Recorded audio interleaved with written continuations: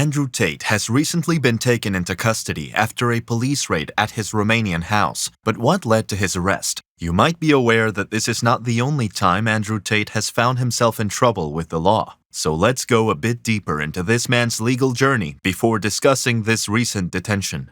Before all of this drama, Tate was just a fighter. Born in Washington, D.C. in 1986, Tate grew up with a passion for combat sports. He rose through the ranks of kickboxing and became a 4-time world champion. But while his prowess in the ring earned him recognition, it was his personality that would ultimately capture global attention. In the mid-2010s, Tate began transitioning from a fighter to a social media personality. His outspoken views on success, women, and masculinity gained traction online, but they also started to raise eyebrows. His first major public controversy arrived in 2016 when he appeared on the popular UK reality TV show Big Brother. Tate was relatively unknown to mainstream audiences at the time, though he had a growing online presence where he frequently shared provocative opinions. However, just days into his appearance on the show, Tate found himself in the center of a media storm that led to his abrupt removal from the program. The incident stemmed from a leaked video that quickly spread across social media, allegedly showing Tate engaging in violent behavior toward a woman. In the video, Tate is seen wielding a belt and appearing to hit the woman multiple times. The video ignited outrage, with viewers and media outlets decrying the footage as abusive. In response to the growing public pressure, Big Brother producers immediately removed Tate from the show. But the situation was not as clear-cut as it seemed at first glance. Shortly after the video's release, both Tate and the woman involved came forward to defend themselves. Tate claimed that the video had been taken out of context and that the acts depicted were consensual, part of a role-playing dynamic between him and the woman. He argued that the release of the video was a deliberate attempt to smear him, and he emphasized that no abuse had taken place. The woman in the video also spoke out in defense of Tate, releasing a statement to the media and even recording a video in which she corroborated Tate's version of events. Despite these clarifications, the public's reaction was mixed. As Tate's following grew, so did the controversies surrounding him. After stepping away from professional kickboxing, Tate pivoted toward building an online empire. He branded himself as a self-help guru, focusing on topics like financial independence, personal success, and hyper-masculinity. His rise coincided with the increasing popularity of online manosphere communities.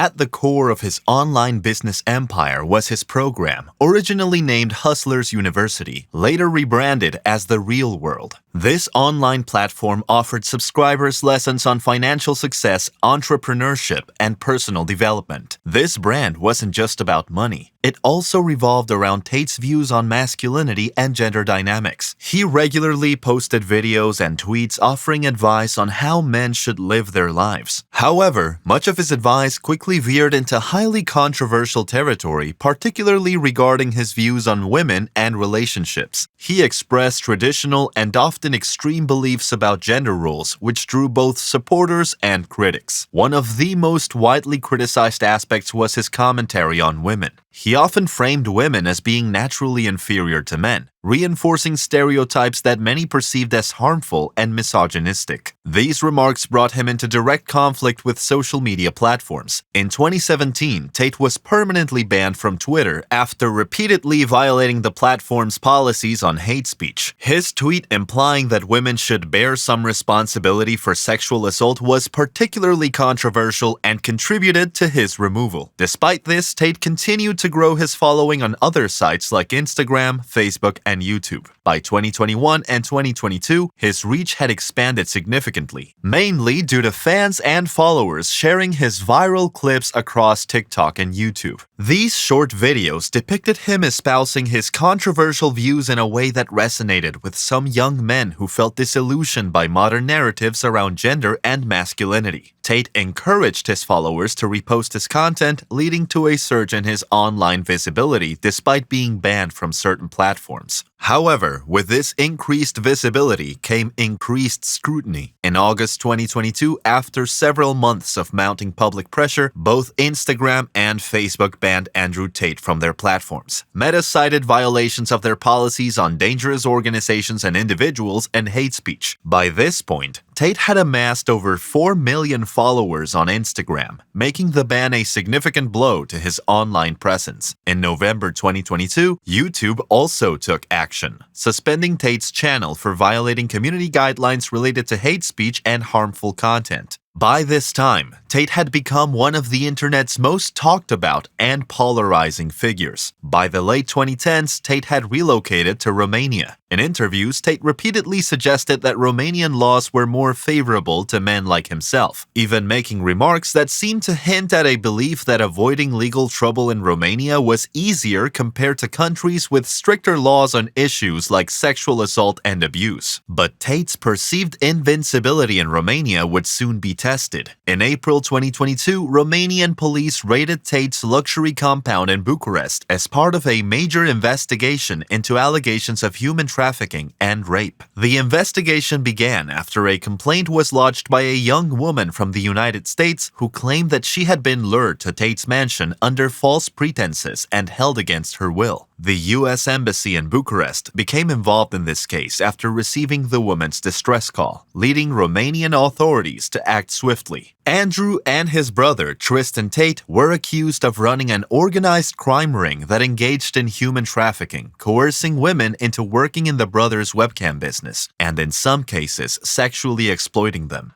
According to investigators, the Tate brothers had allegedly recruited women through a method known as the Loverboy scheme, where the men would establish romantic relationships with the women, promising them love or job opportunities before coercing them into producing adult content for profit. Some of the women allegedly claimed they were threatened, kept under surveillance, and prevented from leaving the Tate compound. The April 2022 raid led to the detention of both Andrew and Tristan Tate, along with several other individuals linked to their operations. However, despite the gravity of the allegations, the brothers were released after 24 hours of questioning, sparking widespread media coverage and public debate about the case. Tate and his legal team aggressively maintained that the investigation was built on false claims and misunderstandings. They pointed to the fact that following the raid, no formal charges had been filed against either brother at the time. However, Dickett clarified that the investigation was ongoing and that the authorities were continuing to gather evidence, including testimonies from alleged victims. By mid-2024, the Romanian authorities had expanded their investigation to include additional allegations of sex trafficking, and a new, more serious element came into play: the trafficking of minors. The scope of the inquiry had broadened considerably from the initial 2022 raid, with law enforcement identifying additional victims and further criminal activities. On August 21, 2024, Romanian authorities launched a new series of raids on properties associated with Andrew Tate. Romanian prosecutors claimed that Tate, along with his brother and other members of their alleged organized crime group, had exploited both Romanian and foreign women, including minors, for financial gain. Among his victims identified was a woman who was a minor at the time of the alleged exploitation. This particular aspect of the investigation added gravity to the charges, as Romanian and international laws carry severe penalties for trafficking and sexually exploiting minors. In addition to human trafficking, Romanian authorities expanded the scope of their investigation to include money laundering. Prosecutors believe that the Tates had funneled profits from their illicit activities through various businesses. There were also allegations that the Tates attempted to influence witnesses during the investigation, which raised further legal issues. Following these recent raids on August 21, Tate and his brother were among 6 people arrested by Romanian police. Tate was placed under house arrest for at least 30 days while further investigations were conducted. This arrest came just 1 day after the raids, which had been conducted at several properties in Bucharest and Ilfov County. By this point, the investigation had identified 35 victims, including women who were minors at the time of their exploitation. Romanian prosecutors estimated that the Tates and their associates had generated $2.8 million